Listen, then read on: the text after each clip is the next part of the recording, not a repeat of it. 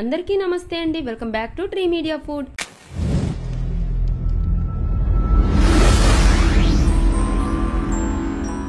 ఎలా ఉన్నారు అందరూ? ఈరోజు నేను మీకు ఒక హెల్దీ రెసిపీ చూపించబోతున్నానండి. అదే మిల్లెట్స్తో సాంబార్ రైస్.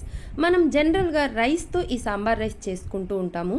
అయితే అప్పుడప్పుడు ఇలా మిల్లెట్స్తో సాంబార్ రైస్ చేసుకోవడం వల్ల హెల్త్ కూడా చాలా మంచిది, అలాగే టేస్ట్ కూడా చాలా బాగుంటుందన్నమాట. మిల్లెట్స్ అంటే ఏదో కాదండి, కొర్రలు. ఈ కొర్రలు హెల్త్కి ఎంత మంచిదో, వీటి వల్ల మనకి ఎన్ని ఆరోగ్య ప్రయోజనాలు ఉన్నాయో దాదాపుగా అందరికీ తెలిసిన విషయమే. కానీ తినడానికి అంత ఇష్టపడరండి చాలామంది. కానీ ఈ స్టైల్లో చేసి చూడండి, పిల్లలు సైతం నో అనకుండా తింటారండి. అంత టేస్టీగా ఉంటుంది ఈ మిల్లెట్ సాంబార్ రైస్. మరి ఇంకా లేట్ చేయకుండా ప్రాసెస్ ఏంటో స్టార్ట్ చేసేద్దామా?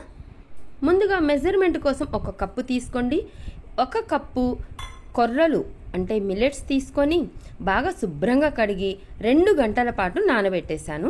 అలాగే ఒక హాఫ్ కప్పు కందిపప్పు తీసుకొని బాగా శుభ్రంగా కడిగి అరగంట పాటు నానబెట్టానమాట.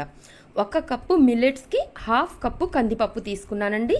మిల్లెట్స్ ఏమో 2 అవర్స్ నానబెట్టాను, కందిపప్పు ఏమో హాఫ్ అన్ అవర్ నానబెట్టాను. వీటిని ఒకసారి మళ్ళీ శుభ్రంగా కడిగేసుకొని ఇప్పుడు కుక్కర్ గిన్నెలోకి ఇవి ట్రాన్స్ఫర్ చేసుకుందాము. ఒక్కసారి ఈ సాంబార్ రైస్ ఈ స్టైల్లో చేస్తే మీ రెగ్యులర్ మెనూలో యాడ్ అయిపోతుంది, నా మాట నమ్మండి.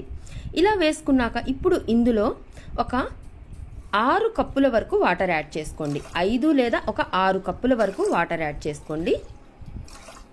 ఇది బాగా మెత్తగా ఉడకాలన్నమాట. సో 6 కప్పులు వాటర్ యాడ్ చేసుకొని ఒక హాఫ్ టీ స్పూన్ పసుపు, 1 టీ స్పూన్ ఉప్పు, అలాగే 1 లేదా 2 టేబుల్ స్పూన్ల ఆయిల్ వేసేసి మూత పెట్టేసి ఒక 3 లేదా 4 విజిల్స్ రానివ్వండి. అంటే మీ కుక్కర్ కెపాసిటీని బట్టి రానిచ్చుకోండి. లోపల మిల్లెట్స్ అనేవి బాగా సాఫ్ట్గా ఉడకాలన్నమాట. ఈ విజిల్స్ వచ్చేలోపు మనం మిగతా ప్రాసెస్ చూద్దాం. చూడండి, ఇలా ఒక నిమ్మకాయ సైజ్ అంతా చింతపండుని తీసుకొని శుభ్రంగా కడిగేసి వేడి నీళ్లు పోసుకొని నానబెట్టుకోండి. అప్పుడు చింతపండు రసం అనేది, గుజ్జు అనేది బాగా త్వరగా వస్తుంది. ఆ తర్వాత ఇలా కూరగాయలు కట్ చేసుకోండి. వెజిటబుల్స్ మీకు నచ్చినవి వేసుకోవచ్చండి. ఒక 2 పెద్ద ఉల్లిపాయల్ని ఇలా కట్ చేసుకున్నాను, పొడుగ్గా సన్నగా కట్ చేసుకున్నాను. 2 టమాటాలు, 3 పచ్చిమిరపకాయలు కూడా కట్ చేసి పెట్టేసుకున్నాను. అలాగే 1 కప్పు వరకు సొరకాయ ముక్కలు తీసుకున్నాను. అలాగే 1 బంగాళదుంప తీసుకున్నానండి. అలాగే 2 క్యారెట్, ఒక 7 నుంచి 8 ముక్కలు మునక్కాయ తీసుకున్నాను. ఇన్ని కూరగాయలు తీసుకున్నానండి నేను.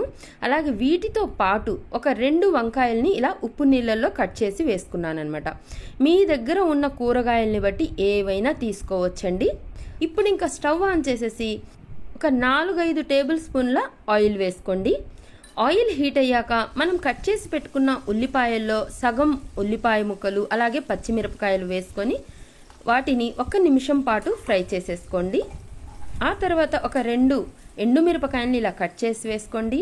తర్వాత 1 టీ స్పూన్ ఆవాలు, 1 టీ స్పూన్ జీలకర్ర, 1 టీ స్పూన్ ఇంగువ లేకపోతే ఈ సాంబార్ రైస్కి టేస్టే ఉండదండి. సో ఇంగువ కంపల్సరీగా వేసుకోండి. అలాగే ఒక 2 రెబ్బల కరివేపాకు వేసి 1 నిమిషం పాటు అలా ఫ్రై చేసేసాక మనం కట్ చేసి పెట్టుకున్న కూరగాయ ముక్కలన్నీ వేసేసుకోండి. వీటిని 1 నిమిషం అలా వేయించేసేయండి. ఆ తర్వాత ఇందులో రుచికి సరిపడినంత ఉప్పు చూసి వేసుకోండి. ఎందుకంటే మనం కుక్కర్లో ఆల్రెడీ యాడ్ చేసాం కాబట్టి తక్కువ పడుతుంది. కావాలనుకుంటే మళ్ళీ యాడ్ చేసుకోవచ్చు. ఒక హాఫ్ టీ స్పూన్ వరకు పసుపు, అలాగే 1 టీ స్పూన్ వరకు కారం యాడ్ చేశాను. 1 నిమిషం పాటు అలా వేయించేసి ఇప్పుడు 1 table spoon sambar powder add చేయండి. ఇది ఖచ్చితంగా యాడ్ చేయాల్సిందేనండి. అస్సలు ఛాన్సే లేదు. మీ దగ్గర లేదు అంటే అప్పుడు 1 టీ స్పూన్ ధనియాల పౌడర్, 1 టీ స్పూన్ వేయించిన జీలకర్ర పొడి వేసుకోండి. కానీ ఈ సాంబార్ పౌడర్ వేయడం వల్ల ఆ టేస్టే వేరుగా ఉంటుందండి. దాన్ని ఒకసారి కలిపేసుకొని మీడియం ఫ్లేమ్లో ఒక 5 మినిట్స్ వరకు మగ్గించుకోండి ఆ కూరగాయ ముక్కల్ని. చూడండి, ఇటు విజిల్స్ కూడా వచ్చేసాయన్నమాట. చూడండి ఎంత మెత్తగా ఉడికిపోయిందో. ఇలా పట్టుకొని చూస్తుంటే జస్ట్ స్మూత్గా ఇలా స్మాష్ అయిపోయిందండి. దీన్ని పక్కన పెట్టేసేయండి. ఆ తర్వాత చింతపండుని ఇదిగోండి ఇలా రసం తీసుకోండి. గుజ్జుని ఒక గిన్నెలోకి చింతపండు రసం తీసుకోండి. చూడండి, ఈ ముక్కలు ఒక 5 మినిట్స్ వరకు ఫ్రై చేశాను. కొంచెం అడుగు పట్టేటట్టు ఉందండి. అందుకని చెప్పేసి ఒక 1/2 కప్పు వాటర్ యాడ్ చేస్తున్నాను. ఇలా మీడియం ఫ్లేమ్లో ఒక 2 to 3 minutes ఈ ముక్కలని ఉడికించుకోండి. ఆ తర్వాత మనం తీసి పెట్టుకున్నాం కదా చింతపండు రసం, ఇది కూడా యాడ్ చేసేసి మీడియం ఫ్లేమ్లో ఇలా ఉడుకు వచ్చే వరకు ఉడికించుకోండి. చూడండి వీడియోలో కనిపిస్తుంది కదా, ఈ పులుసు ఇలా మరుగుతున్నప్పుడు ఉడికించి పెట్టుకున్న ఈ మిల్లెట్స్ పప్పుని దీంట్లో యాడ్ చేసేసుకోండి. చూడండి ఇలా కలిపేసుకోండి. కలిపేసి బాగా మిక్స్ చేయండి. ఫ్లేమ్ అనేది బాగా సిమ్లో పెట్టుకోండి. సిమ్లో పెట్టేసుకొని బాగా మిక్స్ చేసేసేయండి. అడుగు పట్టకుండా చూసుకుంటూ బాగా మిక్స్ చేయండి. ఇలా మొత్తం బాగా కలుపుకున్న తర్వాత ఇందులో ఒక 2 కప్పుల వేడి నీళ్ళు, హాట్ వాటర్ పోసుకోండి. ఖచ్చితంగా వేడి నీళ్ళే పోసుకోండి, లేకపోతే ఆ మిల్లెట్స్ అనేవి ఉండలుండలుగా అవుతుందండి, టెక్స్చర్ అంత బాగోదనమాట.